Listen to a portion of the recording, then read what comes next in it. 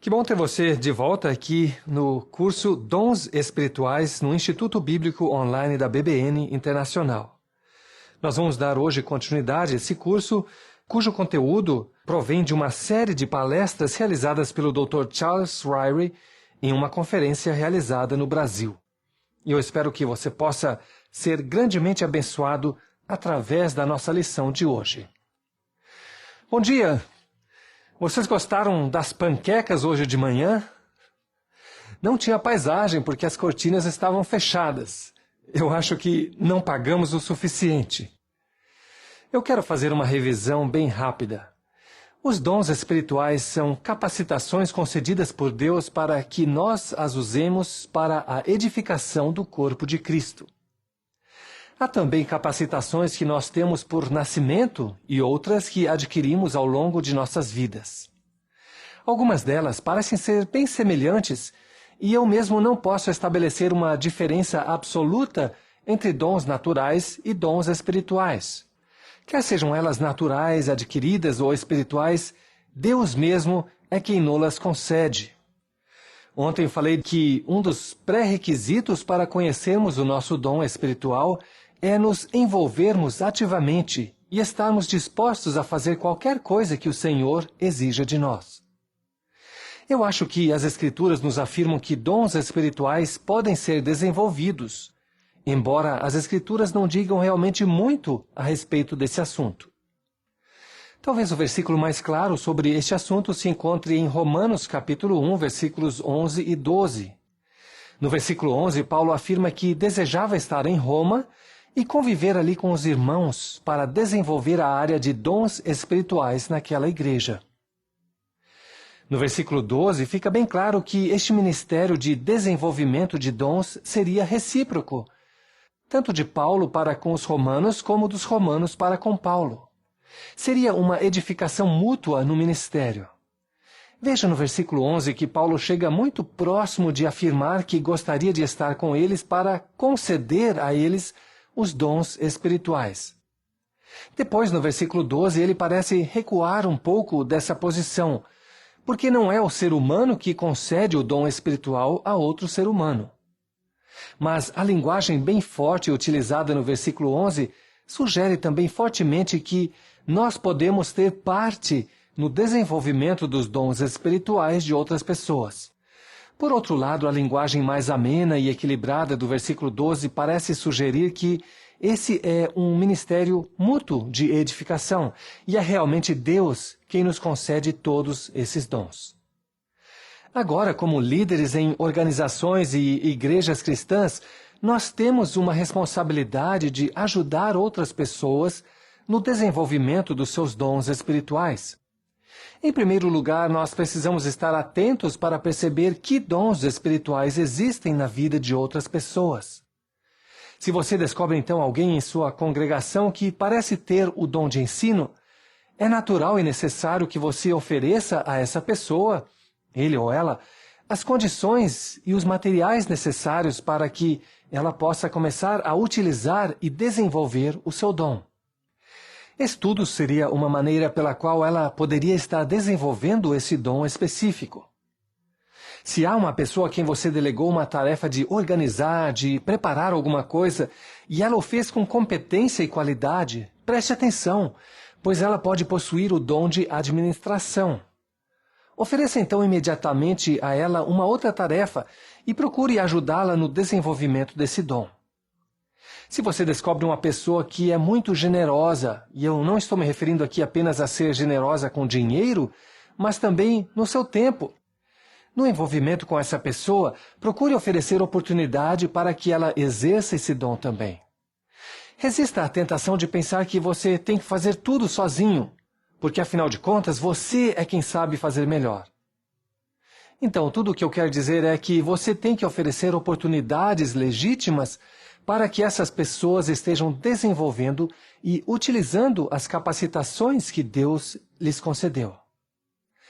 Abram agora suas Bíblias, por favor, em Efésios capítulo 4, começando com o versículo 12. Eu quero que vocês vejam os relacionamentos e os ciclos que Deus nos apresenta aqui para esse desenvolvimento e para a edificação do corpo de Cristo. Em primeiro lugar, Deus concede às pessoas alguns dons. E Ele concedeu alguns apóstolos, profetas, evangelistas e assim por diante. Então, é Deus que inicia todo esse processo, concedendo dons a indivíduos. E os apóstolos, profetas, evangelistas, pastores e mestres exercitam os seus respectivos dons para o aperfeiçoamento de outros. E esse ministério equipa ou prepara os santos para o seu ministério. De modo que, ao exercitarmos os nossos dons, estamos equipando, preparando outras pessoas para que elas continuem os seus ministérios, seus serviços. E à medida que os santos exercitam os seus dons, o corpo de Cristo é edificado. E à medida que o corpo é edificado, todos nós crescemos em nossa maturidade. E à medida que amadurecemos, não vamos ser levados de um lado para outro por tudo aquilo que é falso. Então, vocês veem aí o relacionamento que existe entre esses versículos, de uma coisa levando a outra, e no final todos nós chegando à maturidade. Como líderes, não podemos toda hora levantar barreiras para que as pessoas deixem de exercer os seus dons espirituais. Vocês não devem restringir os indivíduos em suas igrejas de exercer aquelas oportunidades que existem para o desenvolvimento e utilização dos seus dons. Às vezes eu receio que os líderes se tornem ditadores, de modo que ninguém tenha a oportunidade de fazer qualquer coisa na igreja.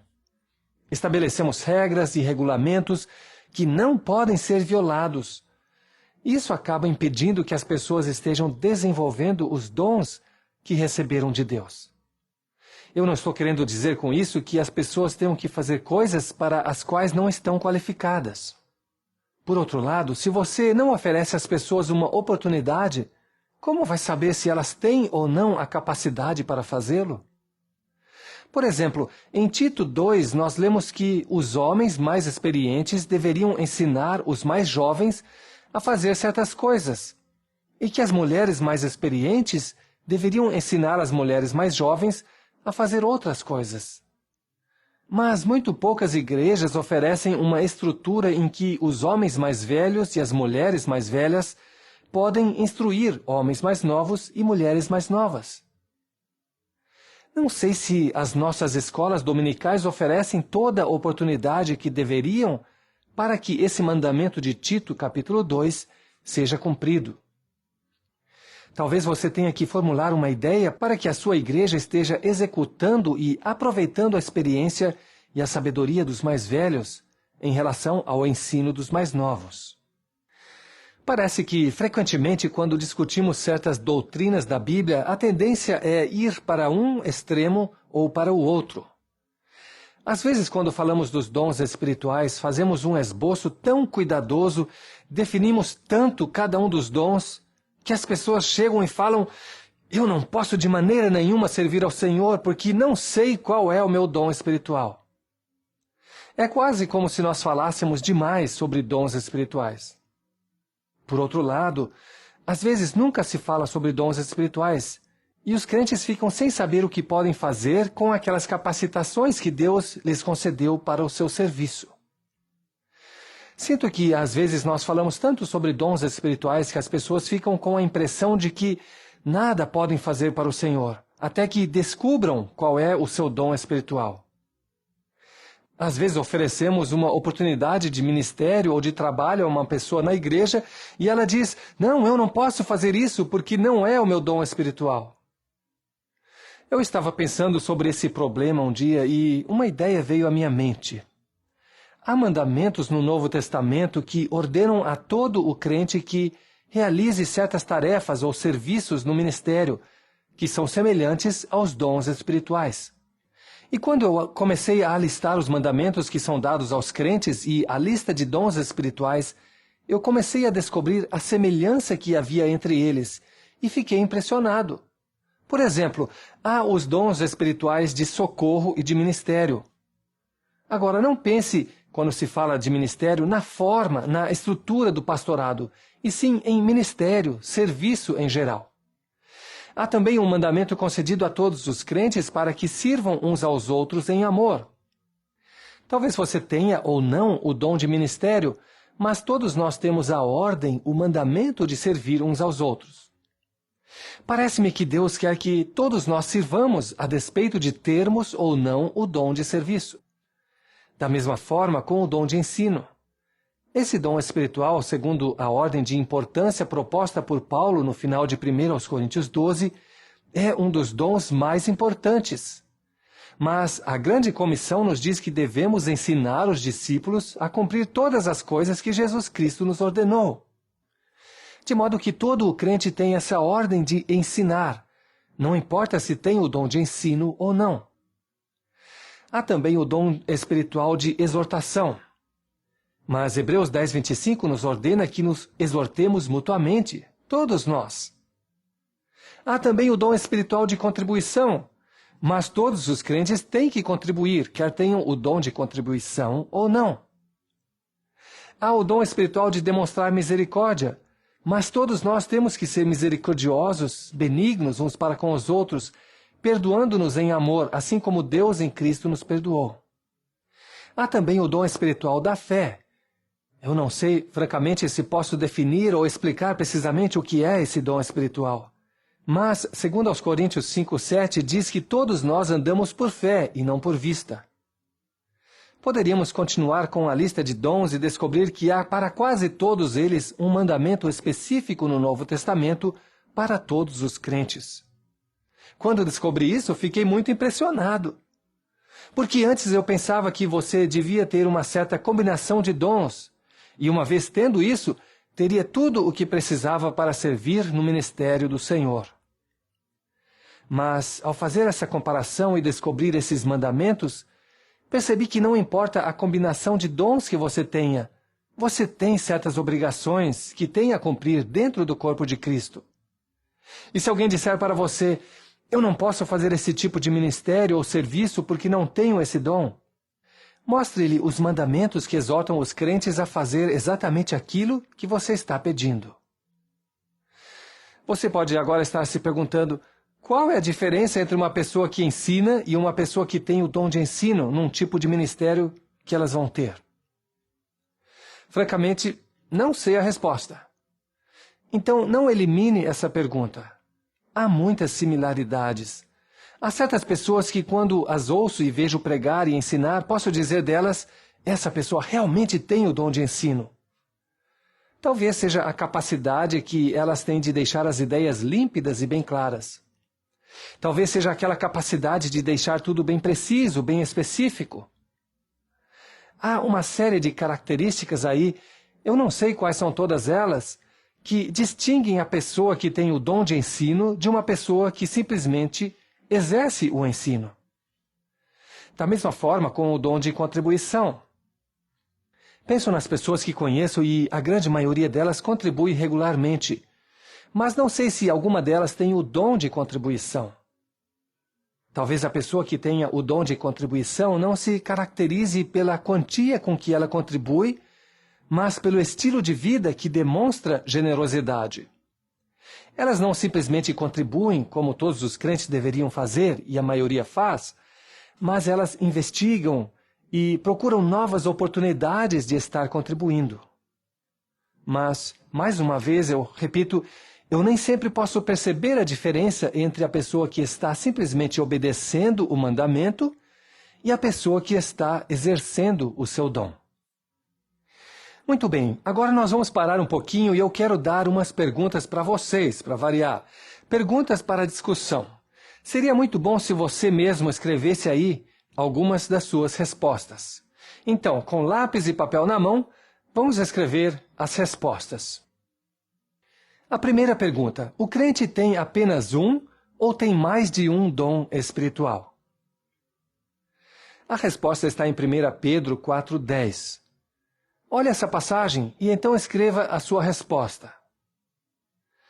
Talvez a maioria de vocês já saiba a resposta, mas eu quero que todos abram na primeira epístola de Pedro, capítulo 4, verso 10, para descobrir ali a resposta. E a resposta é?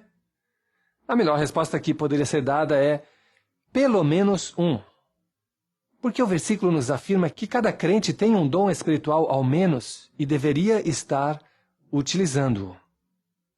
Eu ainda prefiro a posição de uma combinação de dons que Deus soberanamente utiliza, primariamente um num determinado período, ou primariamente outro em outro determinado período da vida do indivíduo.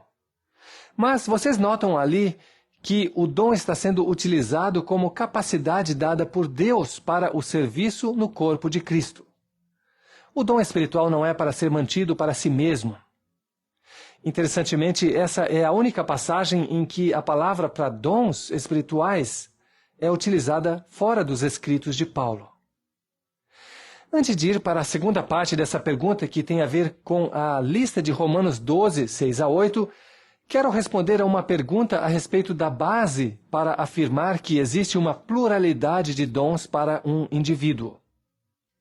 Qual seria a base para usar Romanos 12 como indicação que o indivíduo tem mais de um dom, já que em 1 Pedro 4,10 há uma ordem individual, cada um conforme o dom que recebeu, ao passo que em Romanos capítulo 12, os diferentes dons surgem num contexto da variedade, da heterogeneidade do corpo de Cristo.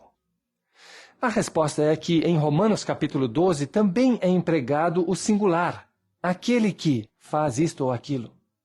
Mas, para ser bem franco com vocês, eu não posso afirmar dogmaticamente que é em Romanos 12 que nós podemos afirmar que cada pessoa tenha mais que um dom espiritual. Eu quero apenas abrir as suas mentes e expandi-las para a possibilidade de que Deus lhes tenha concedido mais do que um dom espiritual. Vamos então para a segunda pergunta. Qual é o seu dom espiritual ou quais são os seus dons espirituais? Seria bom que vocês estivessem olhando para Romanos 12, analisando suas próprias vidas e alistando em uma coluna os dons espirituais que você acha que poderia ter. A ênfase aí é bem pessoal. Não como eu falei ontem em termos gerais, dons que qualquer pessoa poderia possuir. Mas sim os dons que você presume que você particularmente poderia ter. Então, olhe para a lista e anote os dons que você acha que tem. Se alguém colocou profecia na sua lista, eu gostaria de perguntar qual é a previsão do tempo para amanhã de manhã. Se for profeta, deveria ser capaz de dizer isso também. Como, quando e onde você vai morrer. O Senhor Jesus Cristo foi capaz de fazer isso. Eu espero que ninguém tenha posto profecia. Talvez eu peça a você que prove isto. Você lembra o que acontecia com os falsos profetas? Esses livros, publicados pelos chamados profetas hoje em dia, são ótimos no que diz respeito a vendas, mas esses profetas deveriam ser apedrejados. Se eles conseguirem acertar 50% das suas previsões ou predições, então são ótimos. Mas, pelos padrões bíblicos, isso aí é terrível. Eu noto também que quando leio esse tipo de livro, as profecias neles contidas são muito gerais. Quando o Senhor Jesus Cristo predisse sua morte, por isso eu usei o exemplo, ele disse exatamente quando ia acontecer, onde ia acontecer, quem ia provocá-la e também que 3 dias depois ele haveria de ressuscitar. Os profetas no Novo Testamento, na Bíblia em geral, não davam suas profecias em termos muito vagos, eles eram muito específicos. No próprio Novo Testamento, alguns profetas desceram a Antioquia e ali predisseram que haveria uma fome que viria e atingiria a região de Jerusalém. E a igreja levantou dinheiro e mandou uma oferta para uma fome que ainda não havia acontecido. Então, um bom profeta vai ser bem específico e todas as suas predições se cumprirão, todas. Se você escreveu profecia na sua lista, antes que qualquer pessoa tenha visto, apague ou risque. Alguém me perguntou se eu estou ignorando aqui o sentido proclamativo da profecia. Eu diria não. Não estou ignorando o aspecto proclamativo, mas estou lembrando que há um elemento preditivo no conceito de profecia. Eu não creio que você possa ter um sem ter o outro. O profeta bíblico, ocasionalmente, simplesmente proclamava, isto é, ele pregava, mas ele também fazia predições com exatidão. Quando se diz em 1 Coríntios 14, versículo 3, que aquele que profetiza, edifica, consola e exorta a igreja, isso é verdade, quer ele esteja simplesmente proclamando, quer ele esteja também predizendo. A predição também edifica, exorta e consola.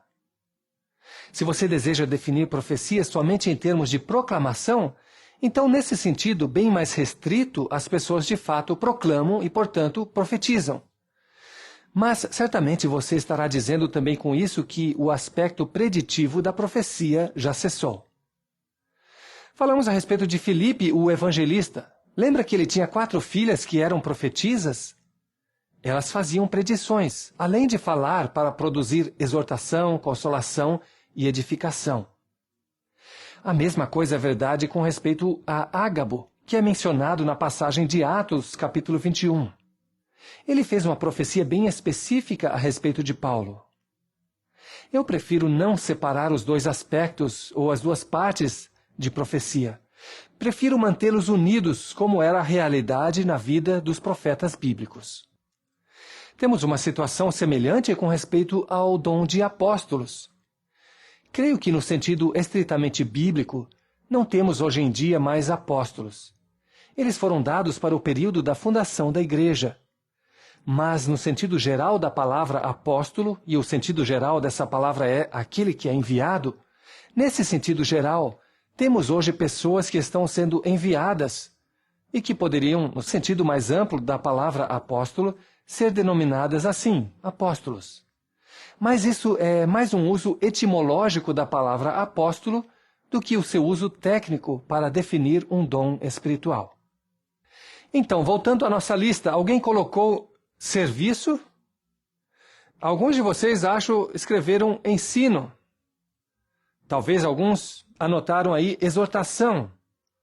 Talvez alguns tenham escrito contribuição. Talvez alguns tenham escrito administração, governo.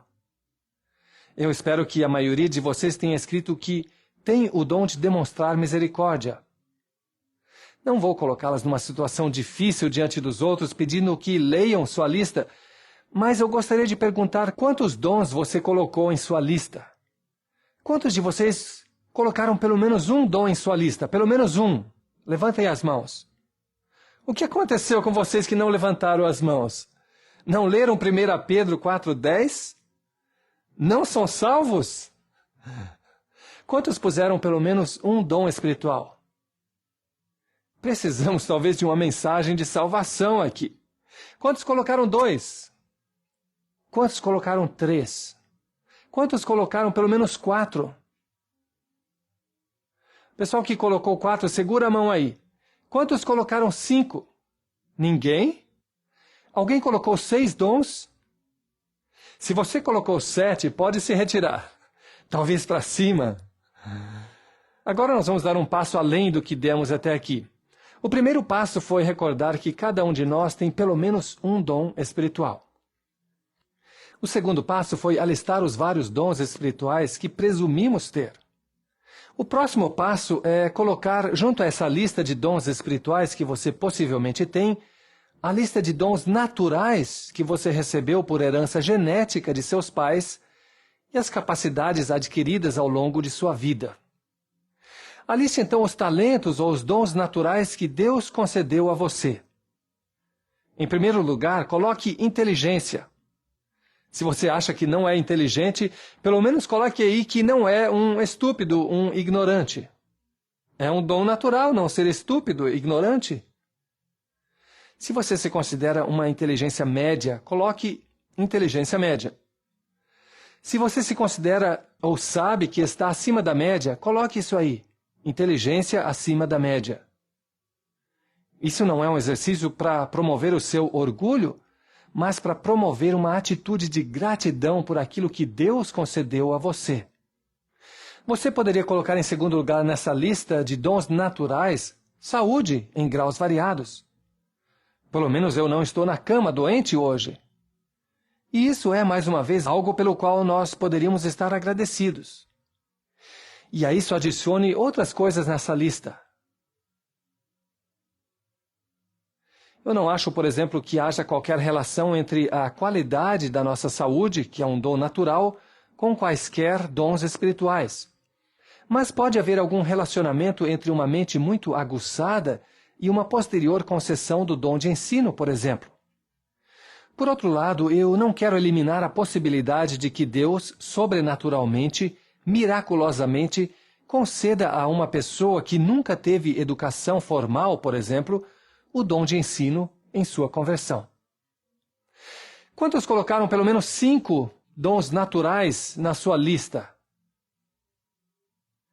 Deveriam ter realmente muitos nessa lista. Vamos então para uma próxima coluna. Eu quero que você coloque aí as suas capacidades adquiridas.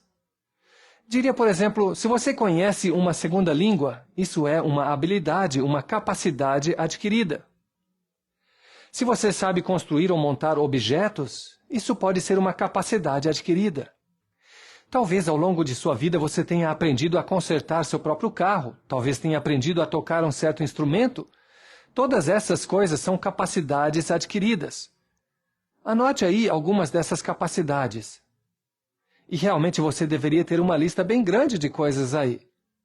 Especialmente se você já é de meia idade ou talvez mais velho. Você não se importa de ficar fazendo essas listas, se importa? Eu vou lhes dizer uma coisa. Frequentemente eu sentia vontade de pedir a uma plateia, uma audiência que fizesse isso, mas é a primeira vez que eu tenho a coragem de pressionar uma audiência a fazer isso. Quantos têm 6 nessa lista de capacidades adquiridas? Agora, quantos de vocês, juntando as 3 listas, teriam 15 coisas alistadas? Quantos têm pelo menos 10 nas 3 listas? Os dons espirituais, os dons naturais e as capacidades adquiridas. Acho que juntando as 3 listas, a maioria deveria ter pelo menos 10.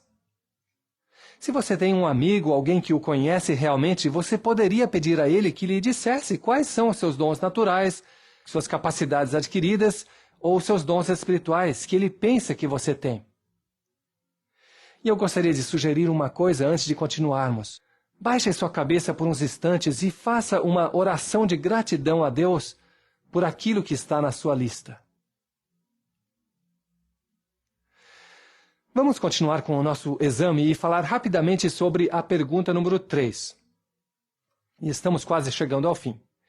A pergunta é: existem capacidades ou habilidades que você poderia estar adquirindo, conseguindo agora, para tornar ainda mais eficaz o seu ministério, a sua vida de serviço para o Senhor? Não pense apenas numa situação formal de ensino, como matricular-se numa escola e ter aulas numa sala de aula. Pense em algum projeto pessoal, algum tipo de estudo individual que você vem se prometendo a si mesmo há muito tempo e que deveria começar agora. Talvez você tenha dito a si mesmo várias vezes: eu vou ler este livro aqui, mas nunca chegou mesmo a pegar o livro. Anote então aquilo que você poderia começar a fazer hoje para tornar mais eficaz ainda o seu dom e o seu ministério. E com isso encerramos mais uma lição no Instituto Bíblico Online da BBN, e eu quero convidar você a continuar com esse curso. Que Deus o abençoe ricamente.